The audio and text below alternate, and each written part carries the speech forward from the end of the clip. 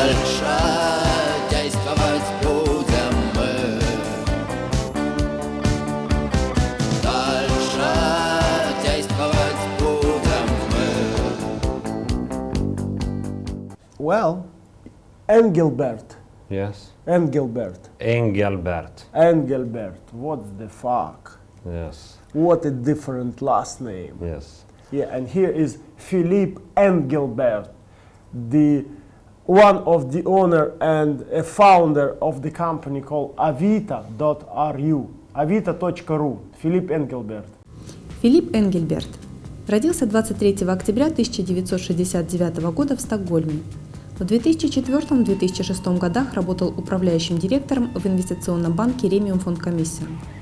Живет в России и работает в компании с момента основания Avito.ru в 2007 году. За это время ресурс стал лидером рынка онлайн-объявлений. Привет, Филипп. очень приятно. Oh, you start to speak Russian. Yes. No, I understand but don't speak. It's like my dog. Yes, like your dog, like your mean dog. Yeah, my dog Cesare he's the same. Beautiful cane Yes. corso. Even he understands Italian because he grew up in Italy. So. Okay.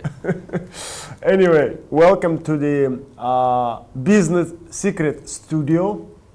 It's a bit informal studio, as you can see. Yes. And I would like to bring Filip Engelbert to the audience, and actually I also would like to bring him together with his partner Jonas. But Jonas is traveling. He's an entrepreneur, so he should travel. And to kind of fill, here's the story. A couple of days ago, Avito.ru invited me to talk before the media agencies. Right, have a quick speech and the business breakfast. And I came there and I see very nice, very beautiful young people, about 40 or 50, beautiful bodies and smart eyes. And when I start my speech, I kind of catch myself in my mind, what's the fuck? Why those two Swedes are doing business in Russia, in my own country? Why? And I basically, I said them, why not all of you, or one of you doing this business? Why those Swedes came from all the way from Stockholm and doing this business in Russia when you're supposed to do it? Because why even entrepreneur from Sweden should come to Russia to do the business, but not the Russian entrepreneurs? Where's the entrepreneurs from Russia? That's kind of concern I had, and then I decided to talk about this with Filip at Бизнес-секреты. So here's this first question: what's the fuck? Where are Russian entrepreneurs? It's a good question. I think when we got there 2007, there was the Mail Group with Milner and Yandex. Google was not really here. I think both of those companies were actually started in 98, 99, and grew. I mean, they have grown into fantastic properties. But outside, Who started? I don't know. I think Milner started. I thought you were involved. No. No. But when we got here, those were sort of the two big sites here. Yeah, of course. That But had- it's not here. I don't know if you know that the most expensive internet businesses in Europe, including UK, are from Russia. It's a Yandex and Mail. Yeah. They are the two biggest internet companies. Nobody knows that, and not many people knows that, but that's a matter of fact. That if you take the whole Europe, including UK, because I don't really want to consider UK as a part of Europe, because Oliver will punch me. The number one and number two, by capitalization at least, companies will be from Russia, which is a huge sign. I think this Of the was potential. So this was the opportunity that we saw. You have these two gigantic companies that were gigantic already 4 years ago, that absorbed a lot of good people, and young entrepreneurs, or old for that matter, who want to start their own online business. So you need good idea, a lot of running, but you also need cash. And I don't think there was so much money going into young online projects. Or if there was money, it was too little money. Because you cannot, I mean, the reason why Yandex and Mail are valued at so high valuations is a big market and it grows fast as hell. So I think there were a lot of good initiatives here, but poorly funded. So I don't think I think the Russians are as entrepreneurial as anybody. And we got here, and we got here with something. So would you say, in contrast, that in Sweden it's easy to get funding for the startuppers? Or easier? So it's easier, but it requires less cash because it's such a small market here. And this was eye-breaking for me too. That's why I love being here. It's one more zero for everything. I mean, in Sweden we always make fun of Americans. It's like they come and they always talk in tens of millions of dollars, whereas in Sweden, you know, a ruble or a crown is pretty much the same. But here everything is so much bigger. You have to think big. You have to spend more to make more. It's much more fierce. I have a different scale. Yeah, I have a friend in Sweden. He started sort of not Starbucks, but a Starbucks of Sweden, which was called Robert's Coffee. And when he did rubbish. No, Robert's Coffee. And the way people then think in Sweden, oh, so this guy started a coffee chain. Now I cannot do that. I will start a tea chain instead.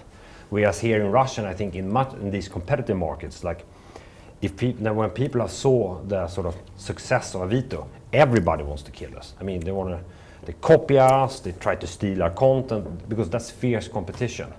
So in order sort of to compare the Swedish and Russian entrepreneurial market, in Sweden you're a little bit more protected because we're not as competitive. We stick to one thing, whereas here people are very competitive. And then I think, which is... So we are more entrepreneurial? Or we are more crooks? No, I mean, no. When entrepreneurs and crooks could be the same. No, not crooks. Absolutely not crooks. But then I think this is only internet. I don't know about all the other sort of entrepreneurial stuff. I think there's been a notion in Russia, which I think we have benefited from. It's like you should not do marketing online. You should have very, very smart SEO guys. It's not cool to spend money, and that has been very good for us because we think it's cool to spend money. Not for the matter of spending, but for the matter of making. So Oleg here never thinks we're going to make any money, and I will prove you wrong. Not today, but maybe in the future. I never said that. No, okay.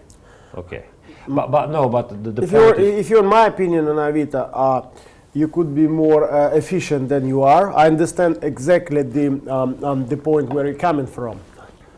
Saying that, I just can always confirm this by my own businesses. Why all of my businesses were successful?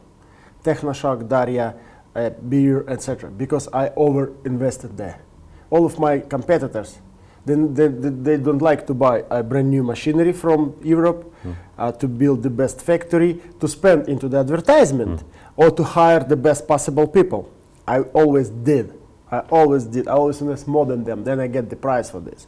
Yes. That's obvious for me what you're doing. So however, saying this, I would start, if I were you, I would start to monetize it a bit more aggressively, a bit more faster. That's it. And you keep losing the money. And when you send me the business plan 2 years ago, and that's just not Russian type of investment. When you see the business plan, where first 4 years you are losing the money, and then in the 5th years you've got break even, and the 6th you start to make a little bit of money. Believe me, you just do not find the investor here in Russia. It just does not happen. No. So that's my concern. I agree. So even TCS, you know TCS very well, and because we have the same investor. Vostok Nafta is investor of Avito. Vostok Nafta is investor into the TCS business. We lose money for 2 years, huge money. You know that. Then we break even on the 3rd. That's kind of model I think more appropriate on this on the BRICS market at least. Maybe for Sweden it's good to lose money within 5 years. When in Russia, to lose money for 5 years, it's a bit aggressive approach. Yeah. That's my opinion on Avito. Yeah, but saying that, I'm sure it's going to be successful. Now, I mean, on the positive side, that business plan was 2 years ago. Now, I mean, roughly speaking, we make maybe 30 million rubles in revenues every month. We have all-time high month on month. Our operating expenses maybe 30 million rubles. So we make about. So you break even on operation level. Yeah, and then we spend marketing. We like you. How much marketing you spend now? That was one of the questions from Twitter. So we spend. So let's answer. That's how much you spend for the advertisement, and how do they phrase here?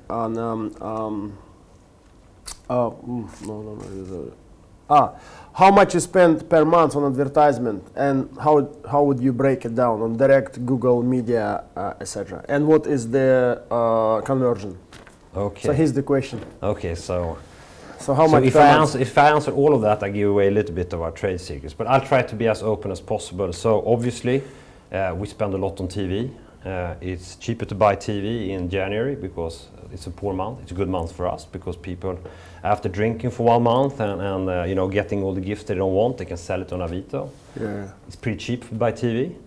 On the other hand, now Smart. we do. So now we do TV here before school start. Now it's not top, but it's almost top. December is more expensive, but this we do to remind, to get top in mind. So TV, we spend a lot of money, and then we do on online. We have tried everything. We've done Facebook, LiveJournal, Google, but we mostly TV do online 50-50, or how do you? Wow. It depends so on good. the month, because you don't spend every month on TV, right? Exactly. Yeah. So, but on a yearly basis, I would say. I mean, so online is our main tool. Yeah, the guy asked actually how much per month, but I would rephrase on the annual basis. Yeah. Let's do on the. So no, but I will not say on an annual basis. It's millions of, hundreds of millions of rubles in marketing. Yeah, but TV online. TV online. This year, 40, 60. I would say 60-40 for online or 70-30. Mm-hmm. And then how? I really don't know, but I mean. And how you break down the online advertisement? So for us, this is almost like we're stock traders. So my partner Jonas, he's sort of responsible for that part. It's really a thing we monitor every day, and. So now it's a lot of Yandex and Google and sen Kontakter. A year ago there was some Begun in there. There's maybe still some Begun. So the media changes all the time, and really, for us it's not contextual. Not by accident now. It is a lot of contextual. We just look at the conversion as the question said, and it's not really the conversion. It's actually what we pay.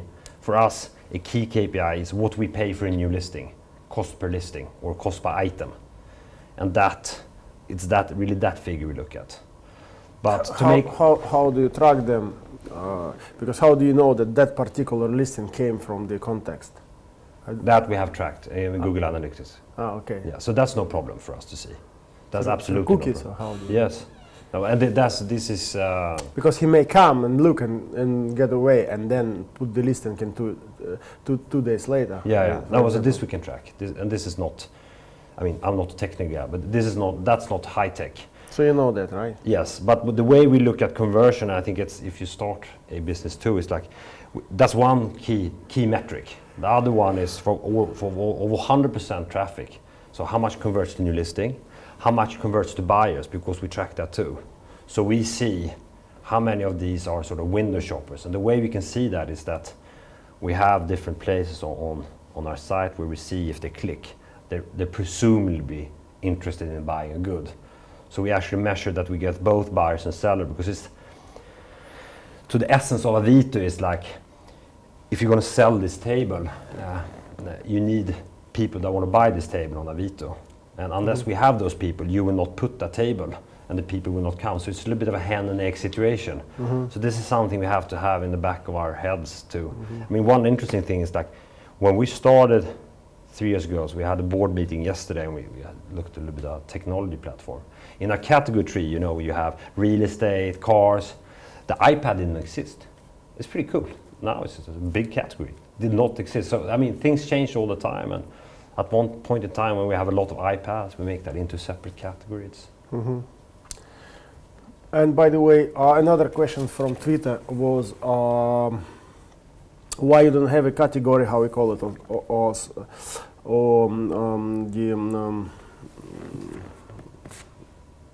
section, I want to buy. Yeah. Like So to we buy. had. There is a Yeah. demand from the internet. Say, Yes. I want to have a section where I can list what I want to buy. We had it, and we removed it. Doesn't work, or? Yeah, but so it's with everything. You have to give it love, and for us it was a little bit general. I mean, because it was like I want to buy in all categories. So when you went to go into list, I want to list this glass. It said you want to buy or sell. I think in order to make it buy, I think we should go for certain categories. I think for services it's better. You know, like almost like recruitment. I want somebody to fix my porch, or I want somebody to come and paint my house. That's okay, but to be sort So of if I want somebody to come and yes, then You should don't go remove to Avito. You will be moderated away and blocked forever. So no, it's one of those things we discuss. I think there are for us other things we will do before that, but it's interesting. yeah, I think for some of our audience who watching the program and don't really understand what we are talking about, what is the Avito? Could you please explain your business model? Yes. What Avito.ru is, and actually, how do you make money there? Because that was also one of the questions from the Twitter. How do you monetize? So start from the project. Yes. What does mean Avito.ru? Why should I go there? Okay. So the first question, what does Avito mean? It means nothing. Yeah, that was another question. Yes. So in 2007 or 6, when we started this, it was booming on RuNet was booming. So there were like no URLs. So this was a URL we could find that was pretty neutral, didn't mean anything. It's actually not a good name because in Russian it's pronounced Avita, so it's not even Avito. But that's how we came up with the name. And I remember you wanted to change the name. That I also remember. I still believe you should have better name. Yeah, but that's how it is. So what we do is a service, and the service is when you come home, Oleg, with this table to your wife, and you already have a table at home, and she tells you, "Oh no, Oleg, I love you. You bought this table, but you take out the old table, and you're a very lazy guy. So suddenly this becomes a big problem for you. What you just do, you take a picture, you load it on Avito, you put a decent price, not a high price, and within a few hours you will get a call. And if you're not being, an asshole, they will come, pay you some money, take the problem away from you, and the guy who bought it gets a table at a decent price, and you get money so you can, buy something. Both happy. Win-win. And so Where is your benefit of Avito? You did that listing for free, right? this is for free. So there are a different number of revenue streams. The most obvious and maybe most difficult one is sort of advertising, pure advertising. We have maybe this month 1 billion page views. So, of course, that is something to monetize. That was the event. Banners and stuff, right? Pardon? Banners. Banners, yeah, different type of banners. Then we don't charge for listings, but we charge for if you want your table to come on top, like on Mamba, you can go on top, you can go on the right. So these are additional Like services. Mamba, Badoo, this kind of stuff. Yes. Yeah. And actually 5% or even more than 5% of all the listings that come to us, and yesterday there was 110,000 items came to us yesterday. 5% of them actually pay us something. And the AVO is, it's over 100 rubles. It's not fantastic, but it's still some money. And it's really good value for the people who use it because you stick out. So that's one more. A third revenue stream is like entrepreneurs. Maybe people listen to this program. It's we have one client that sells watches, for instance. So he's bought a shop in Avito, so 25,000 rubles per year. Shop in shop. Yeah, it's shop in shop, but if you manage this well, you keep on sort of putting in new inventory. It's sort of internet magazine. Yeah, but no fulfillment. It's not as complicated as Ozone, Wikimart, TU. I didn't even know how those sites work. So here you simply. Yeah, here was the question. Wikimart.ru has a sell via internet shop. Why don't you? No, so we have. But you have. So we have shop window. It's called Avito magazine. So far we But sold. is it your soft? They use your soft, or they have to create their own? They buy a cleat or whatever. This kind So of. it's very unsophisticated.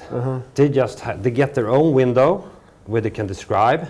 They get a link to their real okay. e-shop, but they can put their items. Yeah. And we don't provide any sort of software to do And you e-shopping. do you No, sell we it? just connect buyers and seller. But you know, at the end of the day, if you're starting a business for 25,000 rubles a year, and you have to be a little bit active, and then you can use value-added service, you get access to.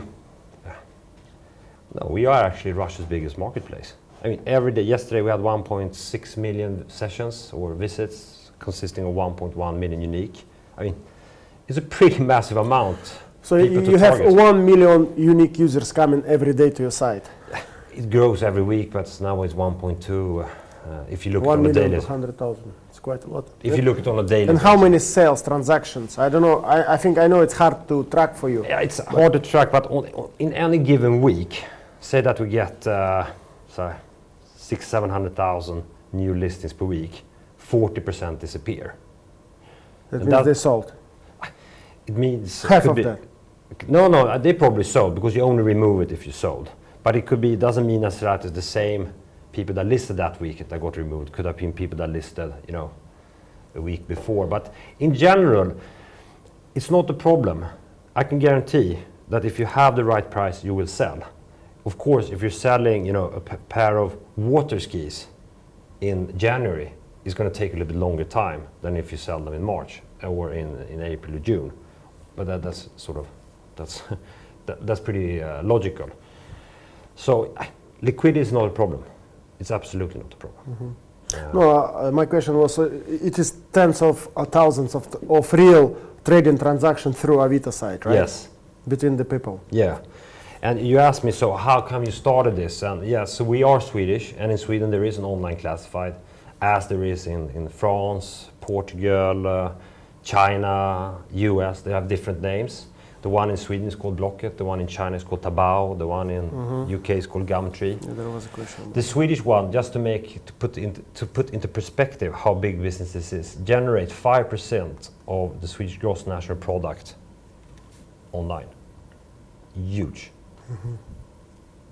Yeah, that's the question. Why it looks like Blocket.se, and where you think the easier to do business? For them, Blocket there, or for Avito here? That's the question. Another from. So I don't. I never worked for Blocket. I don't know. They make so much money now. They make like $20 million plus each quarter. They're fewer people than we are actually. I mean, it's a fantastic company. I think they discovered a way to exhibit classifieds, we are not the only ones copying them. Are they public or? They're owned by a Norwegian media conglomerate. Okay. And they own like 25 of these now worldwide. Okay. No, it's a very simple thing. It actually But helps. why it looks like Blocket? No, it's a good concept. Why does Fekontakter look like Facebook? Do you think so?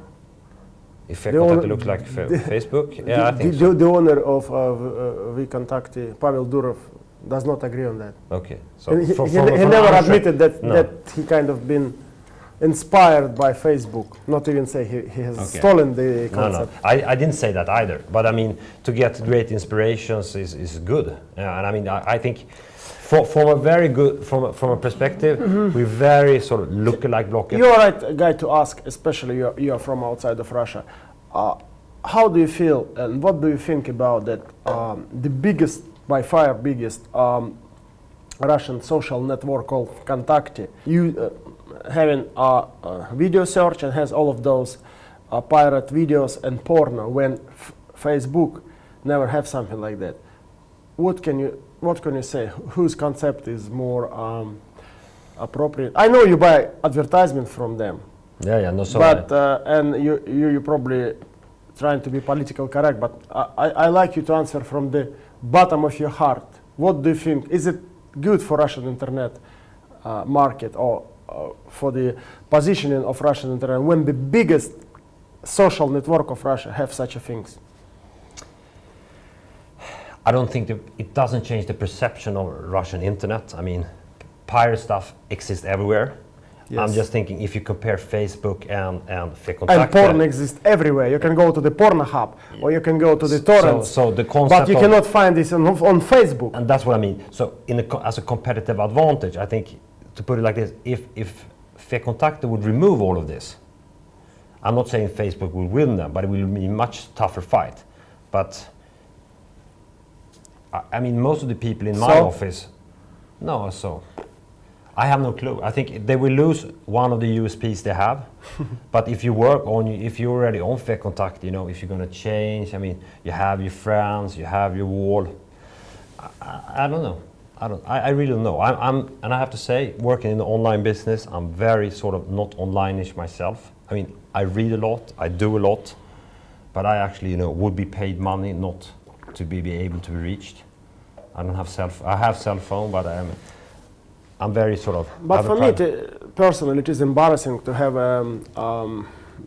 biggest Russian social network competing in Russian great entrepreneur and actually a genius programmer himself and his brother. They're genius programmers, but they're competing with Zuckerberg and with the other entrepreneurs, not through the context or like programming. And they are much better programmers than Facebook because Vkontakte is programmed much better than Facebook, but by they're competing using this kind of harsh technique, putting the porn in there and putting the pirate videos. I mean, for me, it's just embarrassing to see it. They deserve better. They deserve much more better. They can. That could be. I mean, for me, it's not embarrassing, but they probably deserve. No, of course, you are not Russian. You're Swedish, and I am Russian. It is embarrassing to me. When I go next week to San Francisco to Web 2.0 conference, and I know if I say to anybody that I'm from Russia, they would have this kind of perception. So it's just a mess. But it's a country of pirates. But I think one cool thing that when we got here, Google was not big, and Google started to come, and it was like, and Google. I mean, I have to say they're just. I mean, it's a huge organ. I mean, they're evil good people, and I mean the concept was they will overtake Yandex and stuff, and I really think Yandex has shaped up in all the aspects, much more professional to deal with. I mean, so that's one way of tackling it, just stepping up and becoming. I think Yandex has a fantastic footprint here. Well, Yandex is a good example of the right way to do the business because they're much better in morphology. Of course, thank you to Russian language.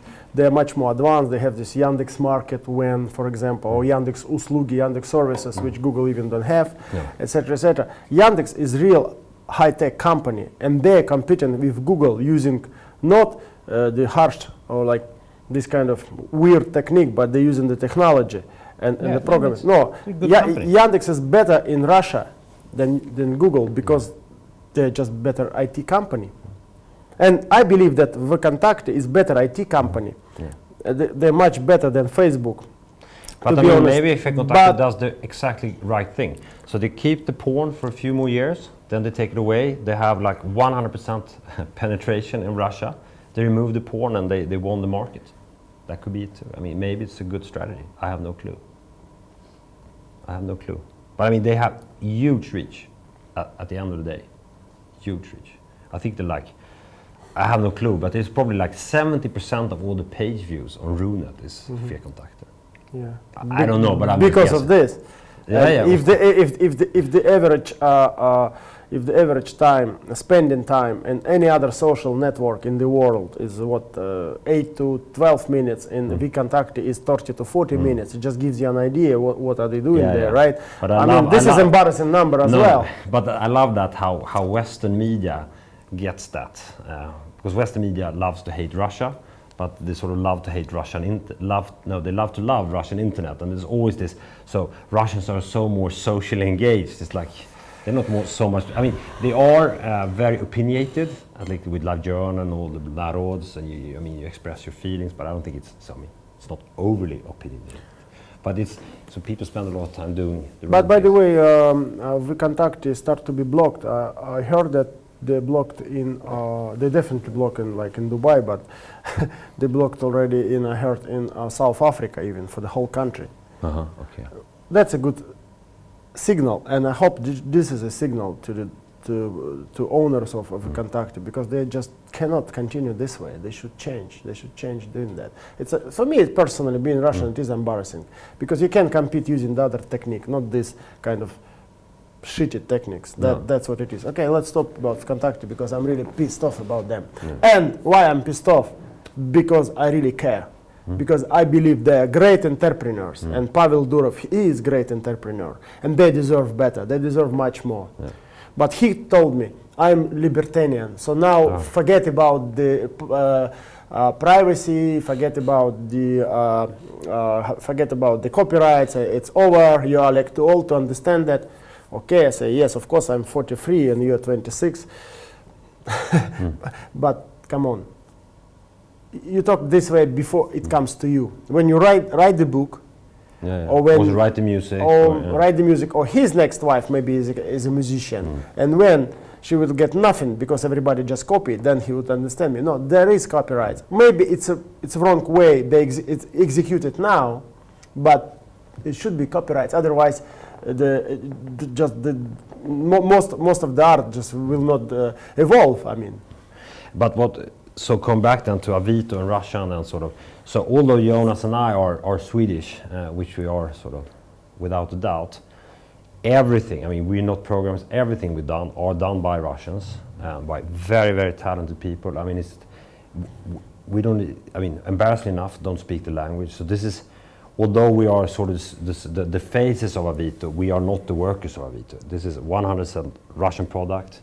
Nothing's done in Sweden. I mean, it's just, so this blockade. No, this is made in Russia for Russians, inspired by this. So I mean, I think that's really important to say. And the people we work with, they're very young, and they like working for us. We like working with them. So it is a Russian company, basically. Tell us a little bit more about yourself. So you're born in Stockholm. I'm born in Stockholm, 1969. So I'm a little bit younger than you are. Went to school there, and in sort of 1990 I moved to Boston to take a Bachelor of Science. Wanted to study, continue to work abroad, and then take a master's, but ended up in Stockholm. It was a summer internship, but I ended up staying there for 3 years as an economic controller for a company. I was, I think, very childish. I had no clue. I was very good in school, but I had no clue what to do. So, but it was a fun job, and then I went over to banking. Worked in corporate finance transaction. There I met the Vostok Nafta. This is like mid 90s, and the end of the 90s in the .com era, I started sort of my first own company. That never really sort Before of. you were a manager, right? You've been managing. Other stuff. But I always wanted to do my own thing. Both my parents are entrepreneurs, so. Although I always wanted to do something, I didn't want to become an entrepreneur directly, because that life I've seen. So I wanted, to do my own thing. But I always sort of had it in me, and I hate people when they tell me, what to do. So that's not a good. Then you're not a good sort of foot soldier. And then in '99, I wanted to start an online sort of luxury business. Did that for 1.5 years, and the concept was not unique. I spent a lot of time, but I just came to Still in Stockholm. Pardon? Stockholm. Yeah, but I was traveling a lot in Europe at that time. But it came to points that this is not me, and it was just I will not succeed with this. So I handed over. It was only a project to a friend of mine, and I started doing corporate finance work, transactions, which was actually what I liked at that time. So I went back to the company I worked for before the crisis, which was a bank, head of the corporate finance. And then I think now we are 2003, 2004. No thanks. Okay, and then there was a small bank in Sweden, investment bank, that looked for a CEO, and I sort of knew the owners, and I knew exactly what I wanted to do with that business. And so I called them and said, "This is what I want to do." And we did that, and it was small but very successful. It still exists. But then, so I was part owner of that. But then the brothers that owned the business, they didn't have so good chemistry between themselves, and I just came to a point. If I stay in one more year, I stayed there for exactly 2 years, then I'm going to be stuck in this sort of dilemma. So I just at one after board meeting I say, so guys, this is it. I mean, I cannot. I've done this. You're not. It doesn't matter really. And at that point in time, I had advised Vosknafta when they bought a Zsolti Stranici here in Russia from the Swedish Zsolti Stranici company. And there was a deal I found, and so Adolf and Per, they asked me, so okay, so buy some shares in this. And I mean, since I advised, I couldn't really say no either. So that's how it started. And the plan was to go listed, raise some money, and to do what works in the West will work in the East. Internet investments into Russia. And then I became CEO of that company. We got listed, and the Yellow Pages business doesn't work in the West, doesn't work in the East either. And out of this, in the crisis 2008, what really came out as sort of the good thing was Avito. So Zsolti Stranici bankrupt, right? No, not bankrupt. It's a small company. I mean, I have nothing to do with it. They're changing the business model a bit to Yelp. You're not involved now? No. I haven't been involved for 2 years. I have no ownership, like nothing. So that's But who owns now Zsolti Stranici? it's Vostok Nafta and Kinnevik. Still. Yes. And who runs it now? It's a girl called Kirill Stardobov, guy I recruited. So they now break even? Yeah, they break even, but what they did, which I think is the right thing, they sort of just discontinued the business that maybe could make some little money now, but doesn't have any long-term perspective. So they're focusing on making an online product. And I think they're sort of very inspired by Yelp in San Francisco. It's like a review site. You go to a restaurant and you're like a Zagat online or something. So I wish them very good luck, but it's not what we do. So then Jonas and I mean, we worked together, but really 2008, we really started to work very close together. And at that point in time, I think also the owners at that time, Vostok Nafta and Kinnevik, wanted to fire me, which was a sort of a painful period because I didn't own any shares at that time. 2008? Yeah, and I said, I believe that would have been the wrong decision, which I told them. So. And then you start with Jonas this business? Yeah, we had you started 2008, right? Yeah, we started in 2007, but then we were both like a Molotov and an Izruk-Viruki, and the Molotov model doesn't work so well in Russia. Yeah, one of the questions here was, what is your difference from Izruk-Viruki? So, I mean, from a company perspective, I think Izruk-Viruki are 3,500 people. We are 35 in Moscow. Then we have some moderation in Ukraine. So we are a pure online company. They are a print and online company. But I mean, at the end of the day, we compete doing the same thing. If you want to sell your table fast, you can go to Izruk-Viruki, you go to Avito. And what is their domain? Izruk-Viruki? IRR.ru. IRR.ru. But to me, and this, I don't know if it's good or bad, but to me, they're really not competitors. I mean, in one way, they are competitors, but they have a print product. I think it's a pretty profitable print product. It will continue to be profitable, for many, many years. I mean, you can see examples all around the world. So, but we don't do that. I mean, we get our peoples online. We don't have booths, and it's just different setup. And I think. And how much did you or the shareholders have invested into the Avito? What is the total investment? It's like $30-40 million. 30-40. Yeah. Not too bad startup. No, I mean we still have cash, so it's not. So that's what got into the company. And the main investors are Kinnevik, Vostok Nafta. And then you and Jonas, and who else? North Zone, and that's a Swedish VenCap. So basically, you brought lots of investors. How much you own money? But it's not. We didn't bring a lot of investors. We used to be public, and then Kinnevik and Vostok, they bought it out from the stock market. So I owned shares before, and Jonas had some warrants. So at that point in time, we didn't own anything. So it's evolved from Zsolti Stranici. Yeah, for Contact East, I would say. From Contact East. So we did a restart, or a buy-in or whatever. So it has a history. So me and Jonas, we own about 15%, And how much did you invest your own money as an entrepreneur? I have no clue. Some hundreds of dollars? Absolutely. So in the first sort of Contact East journey was when we were listed, I invested a lot. I took mortgages on my house and everything, and then... No, you see, mortgages his house. No, but it was really all in, and then... Every program, when we put it on YouTube, the questions are, why didn't you ask him where he get money? Why didn't you ask him how he put, where he is, get his first capital? Here, where? He'd been working like crazy for 10 years.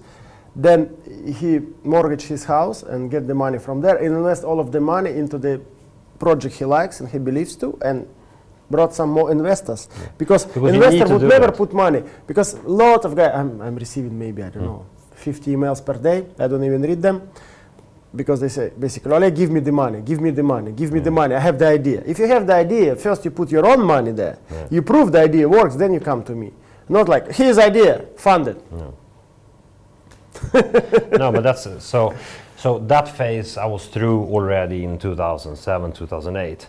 Then Avito sort of merged out of Contact East, and that was very different because then company was already founded. So then there was a way of finding a way where Jonas and I sort of could get rich doing this and get incentivized. And it's not a perfect solution, but it's good enough. According to some studies, Sweden is, I think there is always Norway, Sweden, and US. Sometimes Switzerland and Singapore, those five. So your top five, Sweden is always top five as a country where is good to do business, or where the most startups are coming from, or where is more entrepreneurs per capita. So the Sweden is always top five. Tell me why. Why in Sweden such a good environment for startups, for entrepreneurs, and why in your culture, entrepreneurship is very much developed? Okay. I know your country also for the free ride and for the heli ski, or for the skiers, because always in Alps or elsewhere, out of 10, I meet at least one Swede, usually two Swedes. Now, and why Sweden are also so good entrepreneurs? Tell me. I think it comes back sort of 100 years ago. I think we live in when you were Viking.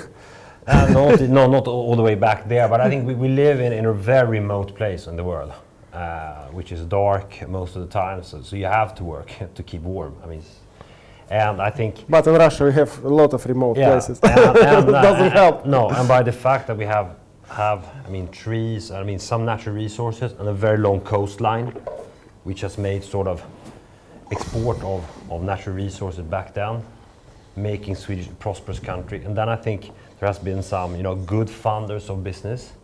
Then I think, I don't know if it's a religion, but it's, Luther. Swedes, or in general, and some Swedes, more like me and Jonas, always wake up, feel, fuck, I have to work more. And it's just in our DNA. If a Russian subordinate is ready or is afraid of making a mistake, if that is one driving thing, which I think it is, unfortunately, a Swede in general, a good Swede, they're much more proactive, trying to sort of overcome problems. I mean, of course, there are management possible problems in Sweden, but it's of a lesser nature. So that's one thing on a sort of a DNA basis. But then I think it's the trust thing. I mean, Sweden, we have a lot of red tape, a lot of bureaucracy, and the tax office. I mean, it's gone a bit efficient. I have no problem with sort of bureaucracy in Russia. You have people to do that. That goes to Bugatov, you fix that.